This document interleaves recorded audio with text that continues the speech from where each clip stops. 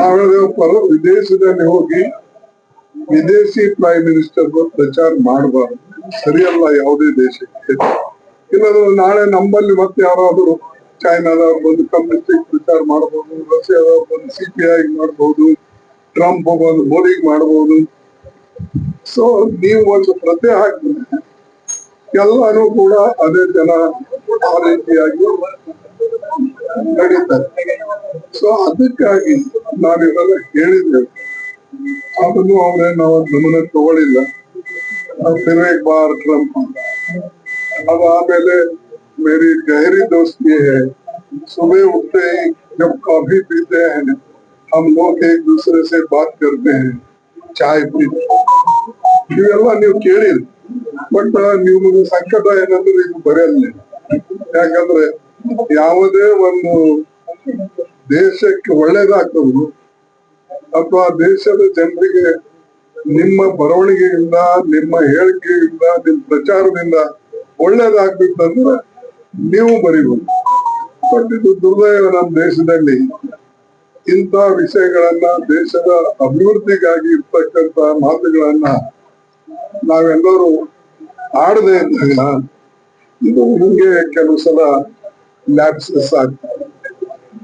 ಈಗ ಚೈನಾಸ್ ಬಗ್ಗೆನೂ ನಾವು ಹೇಳದೆ ಬಂದ್ವಿ, कोई घुसा नहीं, किसी को घुसने नहीं. ಈಗ ಇವರೇ ಅಲ್ಲಿ ಹೋಗಿದ್ದಾರೆ. ಅಂದ್ರೆ ನೀವು ಯಾವ ಮಾತನ್ನ ಸ್ವತಃ ಹೇಳ್ತಿರೋ ಅದನ್ನ ಸ್ವಲ್ಪ ನೀವು ತಿಳ್ಕೊಂಡು ಹೇಳಬೇಕು. ನಿಮ್ ಫಾರಿನ್ ಪಾಲಿಸಿ, ನಿಮ್ಮ ನಡವಳಿಕೆ ಇದು ಸರಿ ಇರಬೇಕು. ಬಟ್ ದೇಶದ ಯಾವುದೇ ಸಮಸ್ಯೆ ಬಂದಾಗ ನಾವು ದೇಶಕ್ಕೋಸ್ಕರ ಎಲ್ಲರೂ ಒಂದಾಗಿದ್ದೇವೆ ಅನ್ನೋ ಭಾವನೆಯಿಂದಲೇ ನಾವು ಈ ಪ್ರಯೋಗ, ಇಂಥ ಎಲ್ಲ ಸಮಸ್ಯೆಗಳು ಎಲ್ಲರೂ ಬೆಂಬಲ ಕೊಟ್ಟೇವೆ. ಇದರಿಂದಲೇ ಎಲ್ಲರಿಗಿಂತ ಮುಂಚೆ ಕಲಬುರಗಿಯಿಂದಲೇ ನಾನು ಘೋಷಣೆ ಮಾಡಿದೆ, ಏನಂತ, ನಾವೆಲ್ಲರೂ ಕೂಡ ಸರ್ಕಾರ ಜೊತೆ ಇದ್ದೇವೆ ಅಂತಕ್ಕಂಥ ಹೇಳಿ, ದೇಶ ನಮ್ಗೆ ಮುಖ್ಯ, ಪಕ್ಷ ಅಲ್ಲ ಮತ್ತು ಯಾವುದೇ ಒಬ್ಬ ವ್ಯಕ್ತಿ ಅಲ್ಲ. ಬಟ್ ಇವರು ಪ್ರತಿಯೊಂದಕ್ಕೆ जब तक मोदी है, जब तक हमारी सरकार है, हम किसी को छोड़ने वाले नहीं है.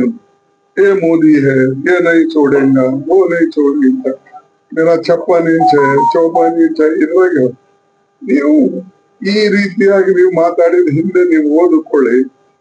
1947 ಬಿಡಿ, 52 ಇಂದ ನೀವು ನೋಡ್ಕೊಳ್ಳಿ, ಯಾವುದೇ ಪ್ರೈಮ್ ಮಿನಿಸ್ಟರ್ ಇವ್ರಂಗೆ ಮಾತಾಡಿದಾರೆ.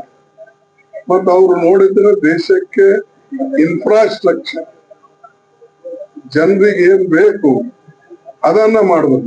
IIT ಇರ್ಬೋದು, ನಮ್ಮ ಏಮ್ಸ್ ಇರ್ಬೋದು, ದೊಡ್ಡ ದೊಡ್ಡ ಫ್ಯಾಕ್ಟ್ರಿಗಳಿರ್ಬೋದು, ಇವೆಲ್ಲ ಮಾಡಿದ್ರು. ಇವರು ನೀವು ಹೇಳಿ ನೋಡೋಣ, ಬೆಂಗಳೂರಿನಲ್ಲೇ 10 ಇನ್ಸ್ಟಿಟ್ಯೂಷನ್ ಇದೆ. ಕ್ಷಣ ಕ್ಷಣದ ಸುದ್ದಿಗಳಿಗಾಗಿ ಫ್ರೀಡಂ ಟಿವಿ ಸಬ್ಸ್ಕ್ರೈಬ್ ಮಾಡಿ, ಲೈಕ್ ಮಾಡಿ ಹಾಗೂ ಫಾಲೋ ಮಾಡಿ. ಹೊಸ ಸುದ್ದಿಗಳ ನೋಟಿಫಿಕೇಶನ್ಗಾಗಿ ಬೆಲ್ ಐಕಾನ್ ಮೇಲೆ ಕ್ಲಿಕ್ ಮಾಡಿ.